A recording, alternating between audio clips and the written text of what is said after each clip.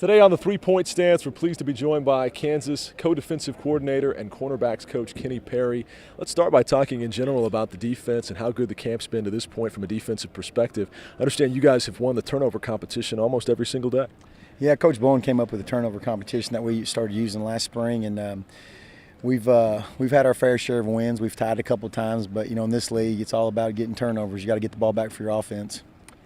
We've heard a lot about how team speed across the board has improved. 30-plus guys that are running under 4.6 40s. How much of that is on the defensive side of the ball, and who are some of your faster defensive players? Well, once again, this conference, you've got to be able to run. So, yeah, we've gone out and tried to get some guys that can run speed-wise. Obviously, your corners, outside guys, Brandon Stewart and Marnez Ogletree, they're pretty fast kids. Kyle Mayberry came from, high school. He was a 10-600 kid.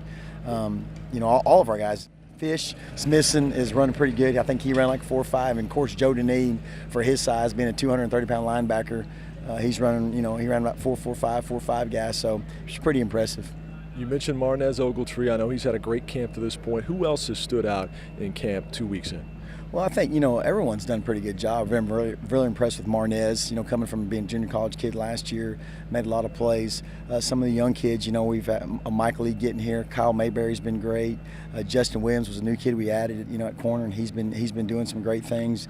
And then, of course, linebacker, we got Mekhi Long and some of our young Isaiah Bean, a lot of new kids, just defensively. And there's a lot more, but those guys are just, they're swimming a little bit because they're new. They've only been here for 2 weeks, but they're going 100 miles an hour and trying to make plays.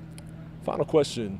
For fans that like to look at facts, figures, stats, and numbers, what are some tangible signs that they should be looking for improvement in the secondary beyond simply pass defense? Well, I think with anything, just, your ranking, what you're doing, your red zone scoring, your third down defense, turnover margin, those things are huge in this conference. We've got to improve on every one of those facets of the game to get, when you're in the, the top 50, usually your team's in the top 50. So we've definitely got to improve on that.